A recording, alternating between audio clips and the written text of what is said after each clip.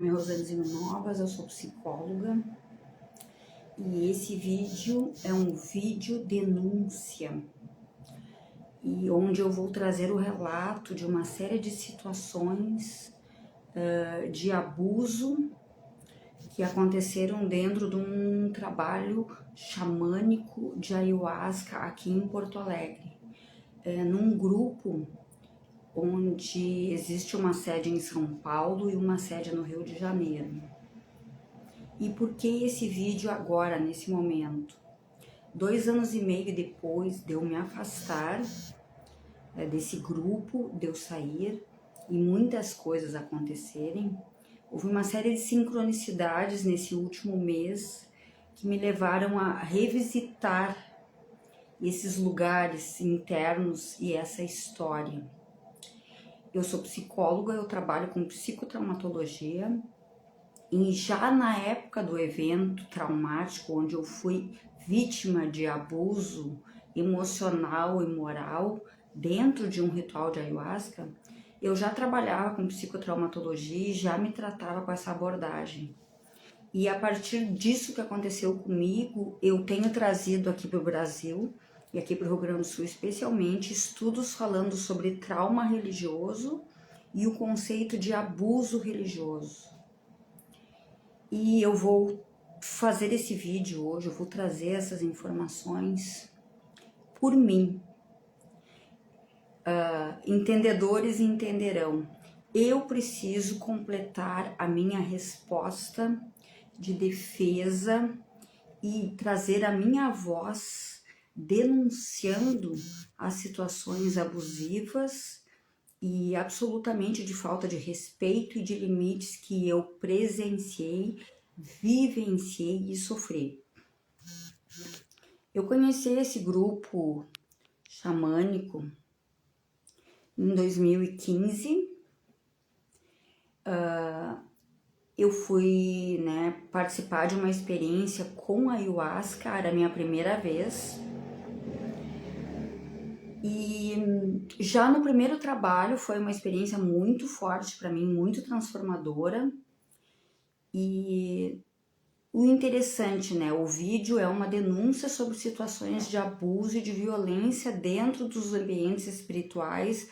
A minha experiência foi dentro de um ritual de ayahuasca. Depois eu vou falar um pouquinho sobre denúncias e pessoas que eu tenho ouvido ao longo do tempo nos diferentes lugares religiosos, no meio evangélico, no centro espírita, nos centros de umbanda.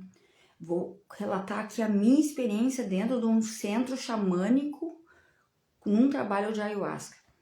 Minha primeira experiência nesse lugar foi em 2015 e já na primeira experiência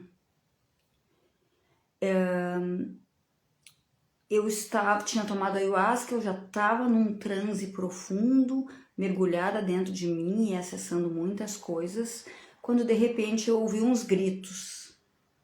E a dirigente do trabalho na época, que era uma mulher, estava gritando com algumas pessoas, que não era eu, que eram outras pessoas que estavam ali, por algum motivo. E aqueles gritos entraram dentro do meu processo, e aí o trabalho seguiu, e eu fiz o meu processo ali, enfim, voltei, acordei, lidando com todas as percepções que eu tinha tido, e naquele momento eu não questionei aquela interferência externa dos gritos. Eu segui frequentando aquele lugar, a minha experiência tinha sido muito forte, muito transformadora. Foi um processo que mudou completamente a minha vida, o contato com a medicina da floresta. É uma ferramenta de cura incrível e impressionante. Tenho o meu respeito e a minha gratidão por todas as curas que eu fiz através da medicina da floresta, que é o Uni, como dizem os indígenas, ou ayahuasca aqui, E na medida que eu segui frequentando esse lugar, novos episódios de violência e abuso verbal e moral foram acontecendo ao longo do trabalho. Em alguns momentos, a dirigente parava o trabalho e xingava algumas pessoas e gritava com pessoas no meio do processo. E à medida que aquilo ia acontecendo, aquilo ia sendo justificado e explicado ao longo do trabalho, como se fosse a força, como se aquela pessoa tivesse uma licença especial por ser a dirigente, a liderança, ela sabia o que estava fazendo, então aquilo justificava os abusos, os gritos, os xingamentos públicos na frente de todo mundo. Acontece, gente, que nesse processo, nesses 2 anos e meio que eu saí dessa seita, eu entrei em contato, eu fui estudar muitas coisas para estar aqui falando para vocês hoje.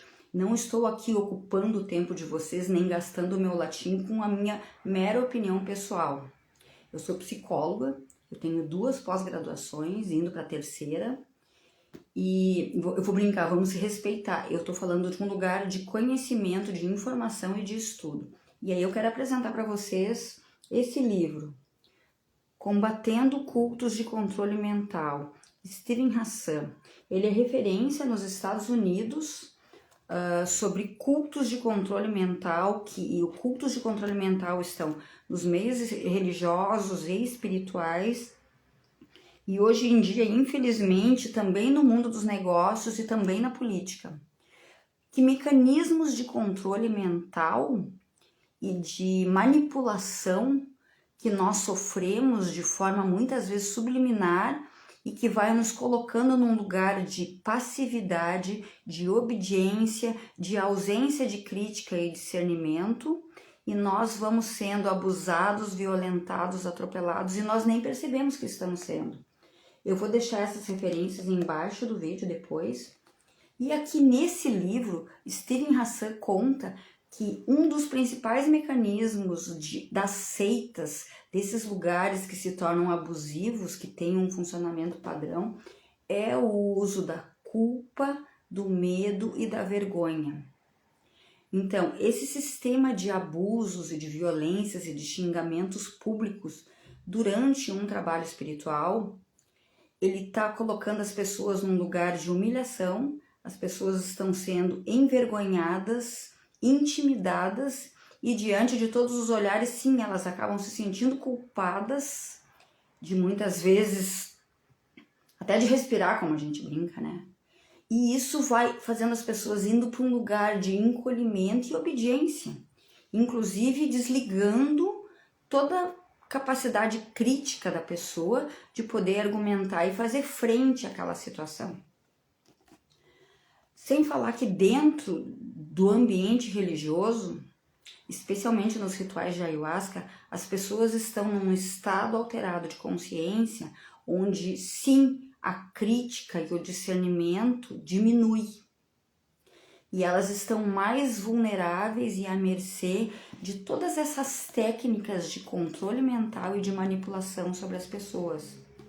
E você que está me ouvindo aí, que nunca tomou ayahuasca, que não sabe, né, nunca fez nenhuma experiência com psicodélicos, que hoje são muitas os recursos e as medicinas através dos psicodélicos, eu quero dizer para vocês que estados hipnóticos e de transe, eles acontecem de diferentes formas.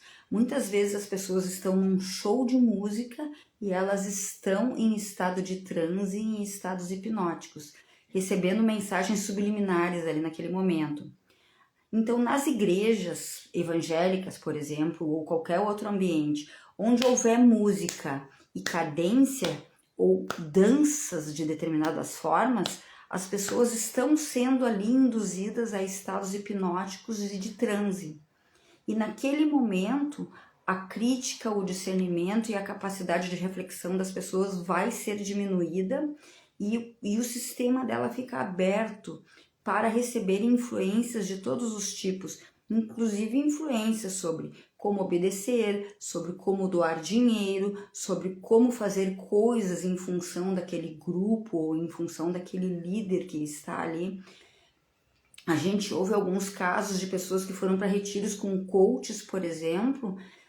Teve uma situação agora aqui no Brasil, se colocando em risco, subindo uma montanha gelada, através desses métodos de influência e de todo esse doutrinamento e manipulação e controle mental. eu tô explicando algumas coisas, mas eu também quero continuar o meu relato, porque esse é um vídeo denúncia. Eu segui nesse centro xamânico de trabalhos e rituais com ayahuasca e fui presenciando ao longo do tempo muitas e muitas situações onde a dirigente parava tudo e começava a xingar e a gritar com as pessoas. E, gente, as pessoas mesmas vão explicando por que aquilo está acontecendo. E elas entram num processo de culpa, medo e vergonha, que elas acabam indo lá pedindo desculpas e ainda agradecendo por terem sido humilhadas publicamente, xingadas publicamente, porque aquilo é um corretivo que elas estavam precisando na vida delas. Eu cansei de ouvir explicações dessa forma e eu fui entrando nesse sistema e também comecei a engolir aquelas explicações como se elas fossem as coisas mais naturais do mundo.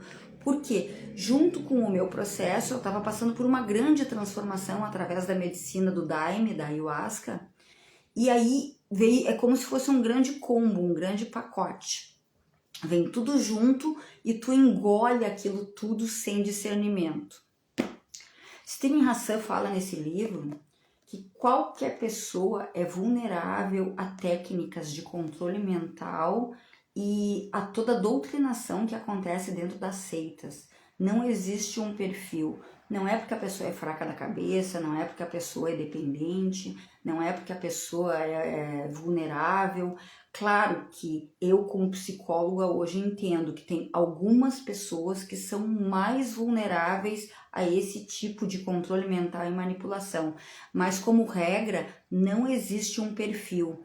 Até mesmo pessoas muito inteligentes, com grande discernimento, podem ser envolvidas nesse sistema de manipulação mental que as seitas e que toda essa tecnologia de controle mental que está instalado hoje na nossa sociedade faz dentro da mente das pessoas, diminuindo o seu senso crítico e engolindo goela abaixo, sem refletir aquilo que está sendo apresentado ali como normal. O que aconteceu? Eu fui frequentando aquele grupo e na medida que eu fui entrando em contato com toda aquela história, eu fui também, como qualquer outro ser humano, como qualquer outro mamífero no planeta, sentindo uma necessidade muito grande de me adaptar, de fazer parte, eu fui tentando me adaptar, eu fui tentando fazer parte, eu fui tentando pertencer, que é uma das necessidades humanas básicas que a gente tem. A gente quer fazer parte do grupo, a gente quer pertencer. E com isso a gente vai nos adaptando à cultura do grupo, aos preceitos do grupo, às crenças e copiando o comportamento. Isso é um comportamento perfeitamente natural do ser humano, acontece em todos os grupos aos quais a gente faz parte, né? Nos grupos escolares, universitários, na família, nas empresas. Nós queremos fazer parte, nós temos uma necessidade humana de comunidade, de vínculo, de pertencimento. E comigo não foi diferente. Eu fui entrando na cultura e fui engolindo aquelas explicações e repetindo para mim e repetindo para as pessoas que estavam chegando. Ah, mas a dirigente ela sabe o que está fazendo. Ah, mas ela tem uma conexão especial. Ela está naquele lugar porque ela tem competência para aquilo. E aí entra uma questão muito importante. Os estudos.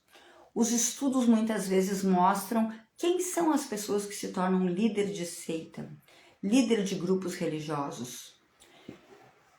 Existe uma série de estudos, eu vou falar algum assim, tem perfis variados, mas assim, do lugar onde eu estava, no lugar onde eu frequentei, tanto aqui em Porto Alegre quanto a dirigência central em São Paulo, eram pessoas que começaram a serem líderes espirituais de grupos espirituais no momento em que a sua vida estava toda atrapalhada, cheia de problemas, sem rumo, sem saber para onde ir. E aí é natural que as pessoas busquem a espiritualidade nesse momento para tentar se apoiar de alguma forma. O que não é natural é que a pessoa vire líder espiritual a partir disso. Ou seja, pessoas com uma vida medíocre, cheia de pepino, não estava resolvido nada, porque essas histórias todas eu não estou inventando, isso está escrito em livros. A pessoa que está na dirigência central, por exemplo, ela escreveu livros contando a história dela. Ou seja, estava ferrada na família, estava ferrada sem dinheiro, estava toda atrapalhada e aí resolveu fundar um grupo religioso espiritual. E aí essa pessoa, da onde ela vem, do que come, do que se alimenta, né? Ela não tinha nenhum preparo, nem estudo. Ela tomou lá a Ayahuasca Daime algumas vezes e resolveu abrir um trabalho.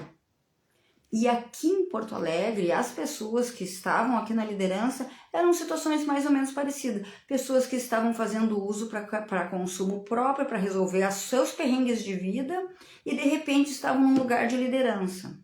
E aí o que acontece? Essas pessoas jogam toda a sua necessidade de construir uma identidade de importância e de valor naquele lugar. Elas passam a jogar todos os seus traumas e as suas noias nas pessoas que estão em volta delas, porque essas pessoas não têm preparo. Geralmente são pessoas que não estavam se tratando e se cuidando.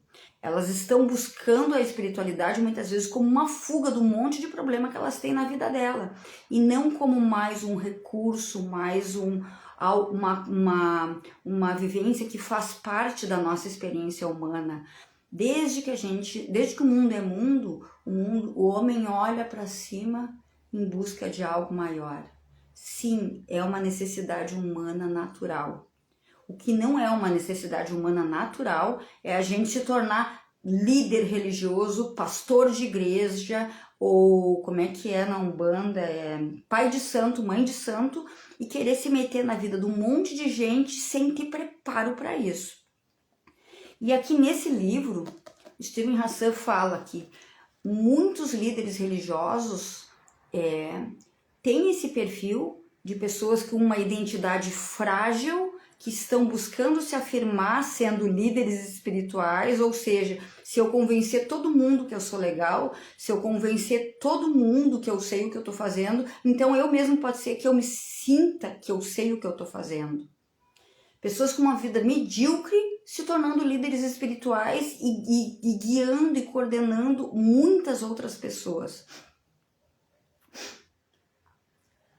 Nem todo líder religioso está buscando opulência material. Muitos estão. A grande maioria está buscando atenção e poder. E esse mecanismo hoje na nossa sociedade, onde nós estamos sendo constantemente invalidados e colocados num lugar de impotência diante de tudo que está acontecendo, ele é muito importante. Nós estamos buscando atenção, que as pessoas realmente, a partir aquilo que eu estava falando, tem um lugar de importância e as pessoas gostam de mim, e um lugar de poder. Aqui eu me sinto empoderada, aqui eu me sinto, eu sei o que está acontecendo, eu sei o que estou fazendo. E aí nesse grupo específico do qual eu estou falando, as pessoas, de repente aquilo se tornou o meio de vida das pessoas. Pessoas que estavam perdidas na vida, de repente eram líderes espirituais de um trabalho religioso e aquilo passou a ser o ganha-pão das pessoas. E aí é uma colocação interessante, né? No momento em que aquilo passa a ser o teu ganha-pão, aquilo já não é mais um trabalho espiritual, aquilo é um negócio. E a partir disso aumenta a necessidade de controle e dominação sobre as pessoas e sobre o que está acontecendo dentro da seita. Se tornou uma seita. E eu tô aqui com todos os critérios de por que um lugar se torna uma seita. Gente, o que aconteceu? Os anos foram passando e o desfile de horrores e de abuso foi aumentando. 1 ano e meio depois que eu estava frequentando esse lugar, teve uma grande escândalo interno, porque a pessoa que estava na dirigência aqui em Porto Alegre se envolveu amorosamente com um participante do grupo. E isso foi um grande estresse, um grande escândalo, e ela foi retirada e uma outra pessoa Um homem nessa situação tão despreparado, tão sem preparo, sem estudo, sem preparo nenhum e desqualificado, foi posto no lugar de dirigente. Esse cara assumiu a dirigência aqui e devagarinho foi se instalando uma série de dificuldades. E aí eu olhando para trás hoje, olho, né? De novo, um amigo que frequentava o lugar comentou assim: uma pessoa com uma vida medíocre, com um trabalho medíocre, onde ele mesmo dizia que aquele lugar era a melhor coisa que tinha na vida dele, começou a sua necessidade de atenção e poder a espalhar os seus tentáculos e a exercer um autoritarismo cada vez maior sobre os membros do grupo, com um crescente aumento de violência verbal, moral e emocional. E aí vocês sabem que muitas vezes as pessoas que estão dentro da seita, elas acreditam que realmente o dirigente tem um canal especial com a espiritualidade, tem um canal especial com algo maior. Ele enxerga e vê coisas que as outras pessoas não enxergam. E aí, vocês sabem o que eu aprendi? Você, amiguinho que tá me assistindo aí, que ainda acredita nisso, eu vou dizer para vocês o que eu aprendi convivendo dentro de uma seita durante 7 anos.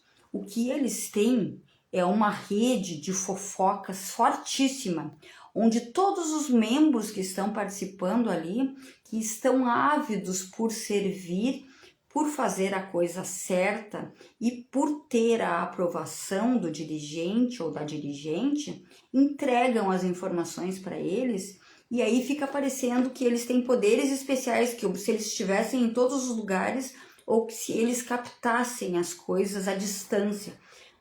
Uma vez eu ouvi assim: a madrinha estava do outro lado do terreno e ela sabia o que estava acontecendo lá na cozinha, no feitio. Sim, ela sabe como, porque alguém foi lá contar para ela, porque é assim que funciona a seita. Eles têm uma rede interna de fofoca e de manipulação que faz com que eles mantenham tudo sob controle. E aí essa questão da figura central do líder religioso, do líder espiritual, como alguém especial, com poderes especiais, é um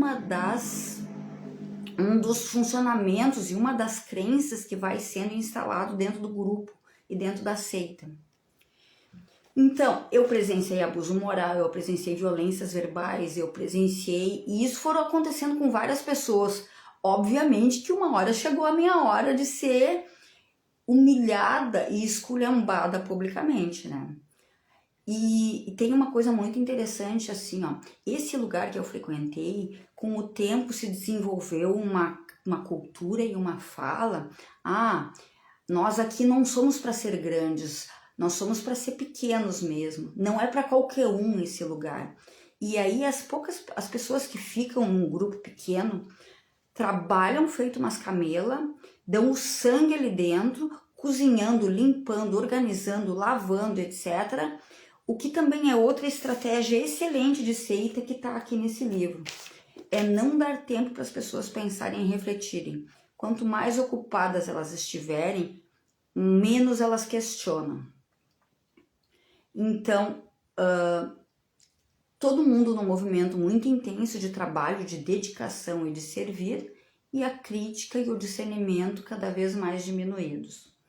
Em 2019, esse grupo teve um racha, uma quebra muito importante, onde metade do grupo saiu e naquele momento eu não tinha crítica o suficiente para perceber o porquê que aquelas pessoas estavam saindo e eu fiquei e participei da transição e da mudança de lugar, trabalhando feito uma camela, me dedicando um monte, assumindo uma série de tarefas e o que aconteceu daí foi que esse dirigente que estava aqui em Porto Alegre, ele passou a coordenar tudo sozinho, porque a pessoa que coordenava junto com ele saiu.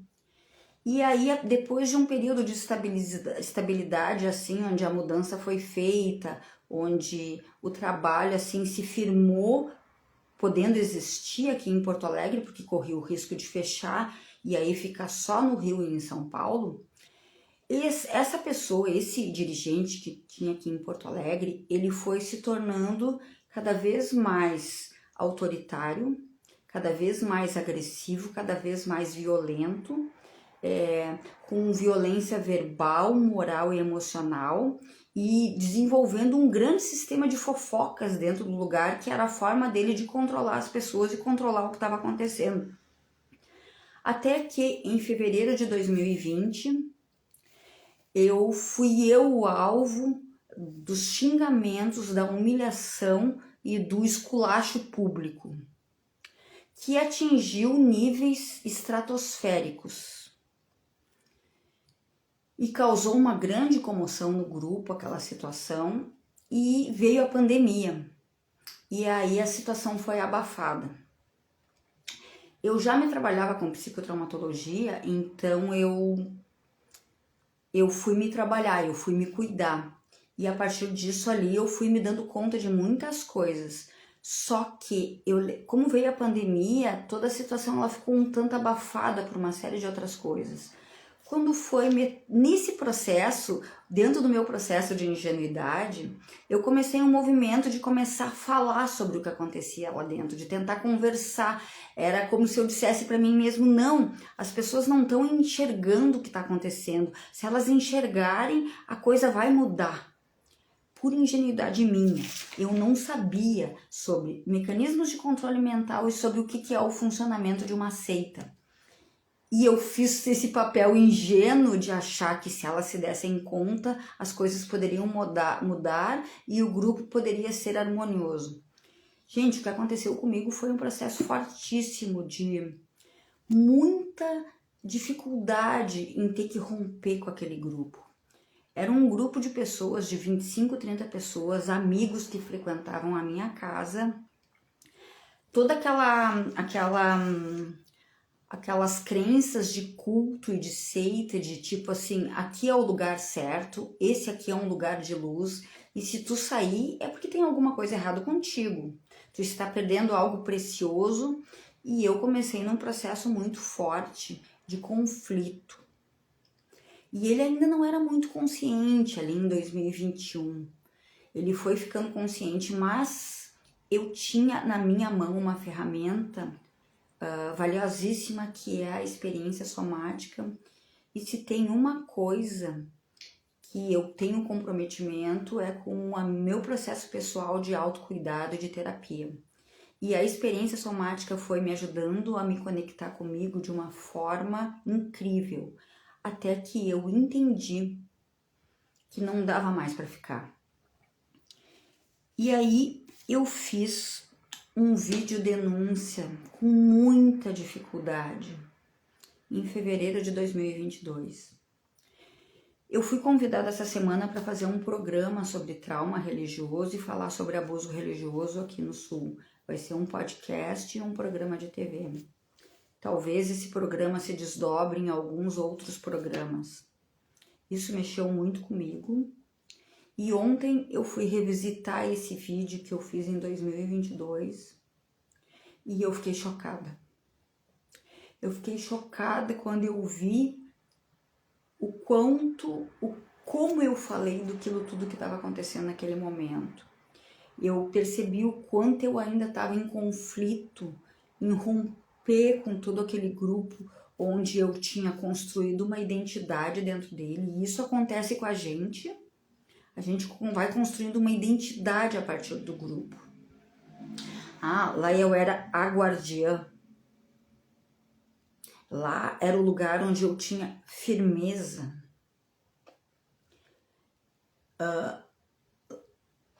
Como é que é outra coisa? As seitas, elas criam uma roupa, uma indumentária própria que também faz parte da tua identidade. Então lá eu usava um manto de luz. E aí abrir mão disso tudo, gente. Daí tu tem que entrar em contato de quem sou eu e como é a minha espiritualidade de verdade e o que eu acredito. Então eu passei por um processo de desconstrução e em 2022 eu tive o atrevimento para eles e para o grupo de fazer um vídeo público trazendo à tona um monte de abuso que estava acontecendo. E vocês sabem que eu só fiz o vídeo depois que eu vi o dirigente, mesmo depois do que tinha acontecido comigo lá em 2020, mesmo depois das conversas que se sucederam, ele continuou gritando com as pessoas. E ele continuou gritando com pessoas dentro do grupo que eram íntegras, corretas, dedicadas, trabalhadoras e que não estavam fazendo nada de muito errado dentro do grupo. E ali eu fui entendendo que aquele cara era um abusado, era um cretino autoritário que estava jogando todo o sistema de violência dele em cima das pessoas. E o mais grave ainda, dentro de um trabalho espiritual com o uso de ayahuasca, com as pessoas em estado alterado de consciência, em transe, extremamente vulneráveis dentro daquela situação.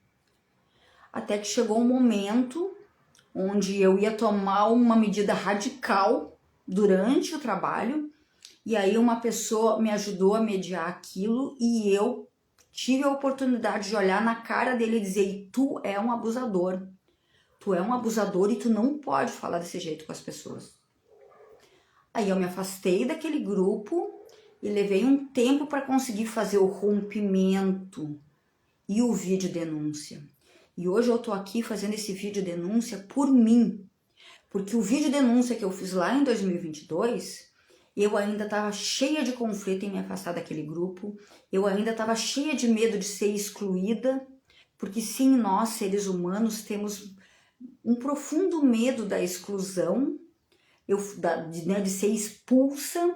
Sim, e eu não perdi, né, porque não se perde o que não se tem. Todas as pessoas daquele grupo se afastaram e passaram a ter o tratamento do silêncio comigo. E eu tive que atravessar tudo isso sozinha e me voltar para dentro de mim e encontrar forças. Só que hoje esse assunto voltou forte na minha vida por uma sincronicidade do universo, por uma série de fatores e de eventos do último mês. E eu estou aqui para contar essa história de um outro jeito. Para falar, olha só, gente, eu participei de uma seita, de um grupo de manipulação de controle mental, uma seita onde está aqui, ó, as regras. Quais são as regras dentro de uma seita? A lealdade é estimulada ao líder, não aos colegas, porque não se alimenta conversas entre os amiguinhos que estão no mesmo nível. A tua lealdade tem que ser ao dirigente, à madrinha. Dentro da seita existe uma realidade de bem versus mal. Nós estamos do lado bem, o resto das pessoas estão do lado do mal. Se você não concorda com a gente é porque você não está do lado do bem. A doutrina é a realidade. Aquilo que está sendo dito ali é a realidade irrefutável. Não existe espaço para questionamento, nem espaço para críticas. E não existe muito espaço para perguntas também. A vontade do grupo sobre a vontade ou as necessidades individuais é outro dos critérios de um grupo que está funcionando como uma seita. Manipulação através de vergonha, culpa e medo. Tudo isso aqui existia dentro daquele lugar. E eu só consegui nomear isso tudo depois, gente, com estudo. O estudo salva a vida da gente, né? Felicidade através do desempenho. Ou seja, se você faz tudo certo, você ganha elogios, você ganha aquele lugar de visibilidade, de, nossa, que legal, como você é forte, como você é dedicado, como não sei o quê. Só que chegou num ponto de abuso e autoritarismo dessa criatura insana que estava aqui em Porto Alegre, que não importava o que tu fizesse, os elogios não vinham, mas a esculhambação ou o esculacho chegava sempre. Gente, por que eu tô fazendo esse vídeo agora? Primeiro, porque esse assunto se movimentou na minha vida. Segundo, porque eu tô falando hoje de um outro lugar com uma outra firmeza dos abusos. E aí eu quero falar para vocês assim, ó. Dentro dos rituais, dos centros espíritas está acontecendo. Aliás, é o lugar que menos eu tenho recebido denúncias e relatos, viu? Dentro das religiões de matriz africana, infelizmente tem bastante. Nos ambientes evangélicos, então, é um absurdo o que acontece, é preocupante, é um grande sistema de seita, manipulação e controle mental em cima das pessoas. No meio ayahuasqueiro, no meio daimista, a quantidade de denúncias só cresce. E aí, assim, gente, é uma necessidade humana nossa, a conexão com algo maior e com a espiritualidade. Mas nós estamos confundindo a nossa necessidade de conexão espiritual com religião. E a gente também tem uma necessidade humana básica, que é a necessidade de comunidade, de fazer parte de uma comunidade. Só que muitas vezes fazer parte de um grupo religioso, de um grupo espiritual, está nos fazendo mais mal e tendo mais agressão do que nos trazendo benefícios. E a gente precisa estar com a nossa crítica, com o nosso discernimento ligado. Eu vou fazer uma série de postagens, porque essa é a minha página da psicologia. Eu quero deixar esse vídeo registrado nos 2 lugares. Esse vídeo vai para minha outra página, onde eu falo só sobre psicologia e abuso religioso. E eu vou fazer uma série de postagens falando quais são os critérios para um lugar ser considerado seita. Quais são os mecanismos de controle mental que estão sendo executados nesse momento dentro da nossa sociedade sobre a gente. Não apenas nos ambientes religiosos, mas também dentro dos ambientes acadêmicos, também dentro da política, também dentro de vários grupos dos quais a gente participa. Depois de tudo isso que eu falei e contei para vocês, me sinto na obrigação de trazer algumas dicas para vocês começarem a se orientar de como reconhecer quando o lugar é uma seita. Gente, se um lugar não suporta perguntas, quais são os preceitos nesse lugar, de onde vem o dirigente, qual é a formação dele, o que é importante para vocês.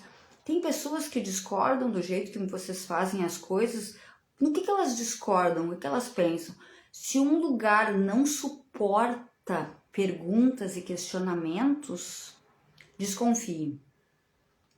Qualquer lugar que idealiza a liderança espiritual como sendo especial ou como tendo um canal especial com Deus, desconfie. Qualquer lugar que não observe valores humanos básicos como respeito, compaixão, não violência, rinça. Tem uma coisa hilária nessa história. Esse lugar que eu frequentava, que teve todas essas sequências de horrores abusivos, tinha uma cultura da paz como discurso dentro deles. Para vocês verem, isso é outra questão, outro ponto, a incoerência entre o que é dito e o que realmente acontece e as ações das pessoas, especialmente dos dirigentes. Fala-se muito em cultura da paz, e a dirigência de São Paulo é uma mulher extremamente grossa, agressiva e autoritária. Aí vem me falar em cultura da paz. Então, assim, é sobre esse tipo de coisa que a gente tem que estar atento. E aí eu quero compartilhar mais algumas coisinhas com vocês, assim, ó. Gente, eu já ouvi relato uma vez de um homem dizendo o seguinte: eu tava com dificuldades financeiras e aí um amigo meu que é pastor de igreja me convidou e eu resolvi abrir uma igreja para ganhar dinheiro porque eu tava precisando de ganhar dinheiro. É esse tipo de coisa que acontece. Só para vocês terem noção. Depois que eu saí desse grupo em 2022, eu participei e presenciei a formação de um outro grupo de ayahuasca que estava nascendo, que estava surgindo no mundo ali. 2 pessoas que estavam iniciando um trabalho espiritual. E aí eu acompanhei durante alguns meses um trabalho, até que num determinado ritual, eu estava num processo muito forte, eu estava vivendo uma questão pessoal muito forte, e eu estava quietinha na minha cadeira, vivendo o meu processo, e a mulher do dirigente ali, com as unhas afiadas em cima de mim, querendo me dizer o que eu tinha que fazer e me tirar do meu transe e do meu trabalho espiritual para cumprir as regras dela, porque eu tinha que bailar, porque eu tinha que não sei o que, porque eu tinha que não sei o que, tentando interferir no meu trabalho. Como eu já estava um pouco mais ligada, ali eu me afastei daquele grupo, porque ali eu já percebi que tinha autoritarismo, invasão, falta de respeito e que tinha uma completamente confusão. De novo, 2 pessoas despreparadas com uma vida bem atrapalhada que resolveram fundar um trabalho espiritual. Então é sobre isso que a gente está vivendo nesses tempos malucos de hoje.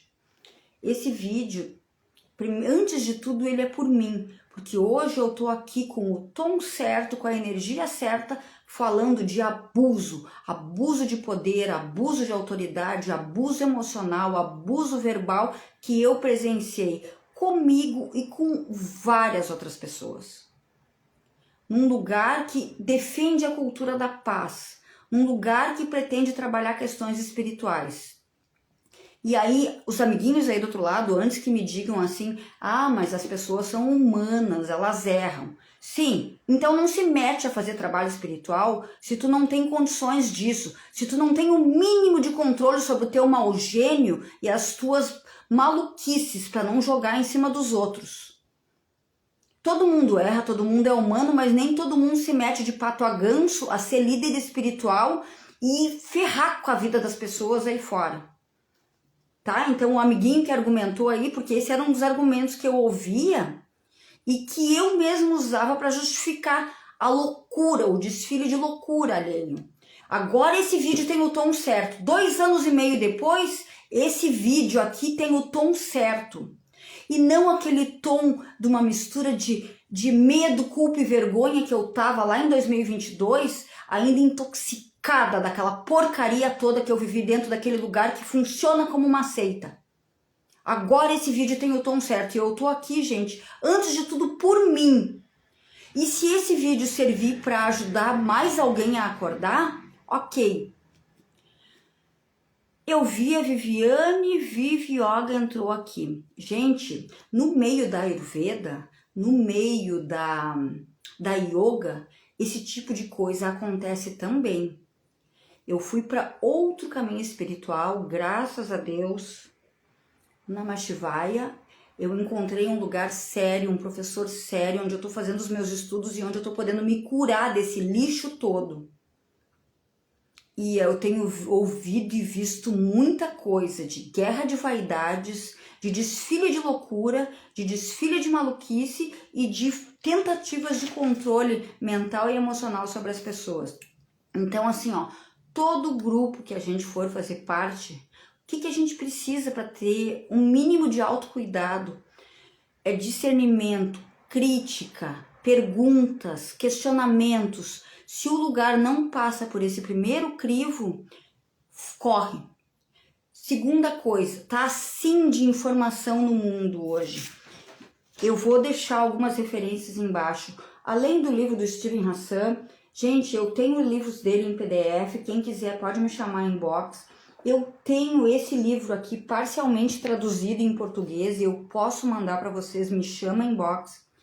E nos Estados Unidos tem um trabalho muito forte sobre trauma e abuso religioso, porque lá nós temos uma situação muito grave, com muitas igrejas, com muitos grupos de autocontrole e dominação mental sobre as pessoas.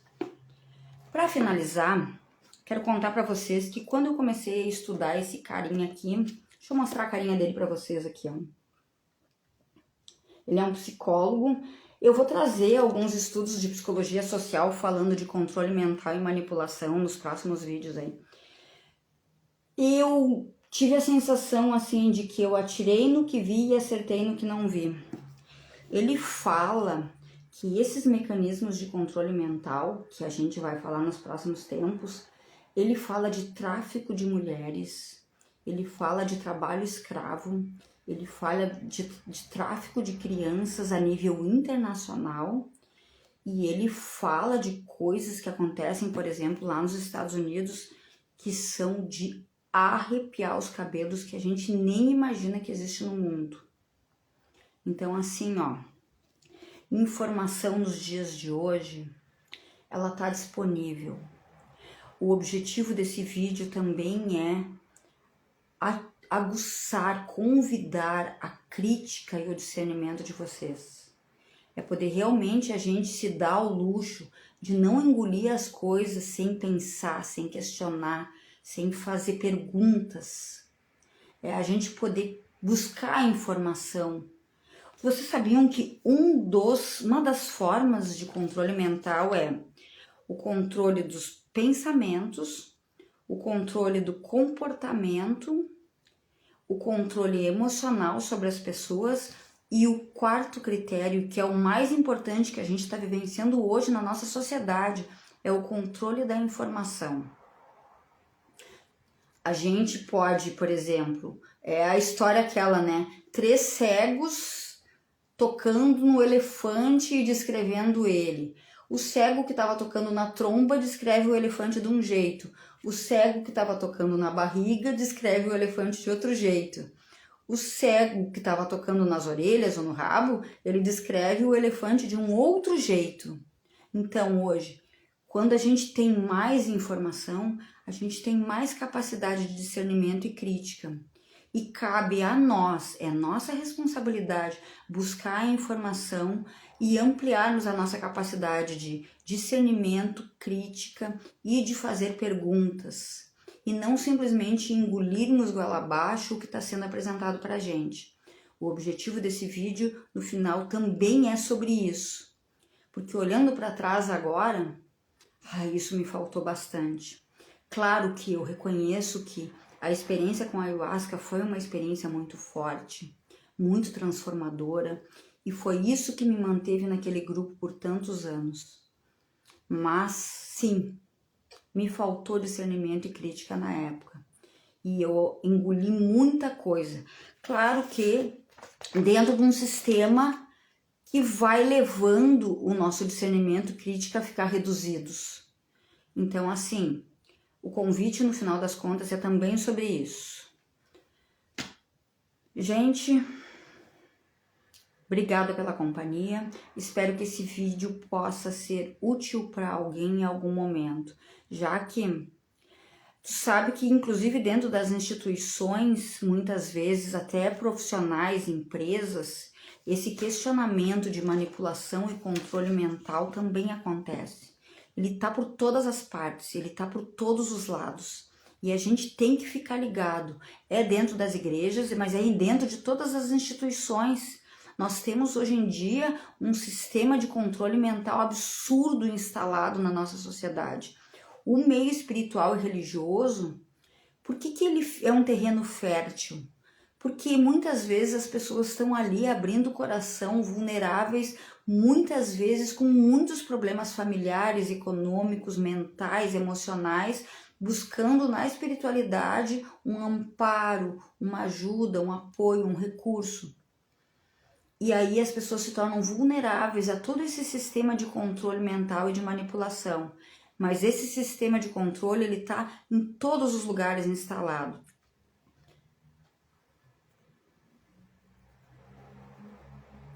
Exatamente isso que a Jaque está falando ali.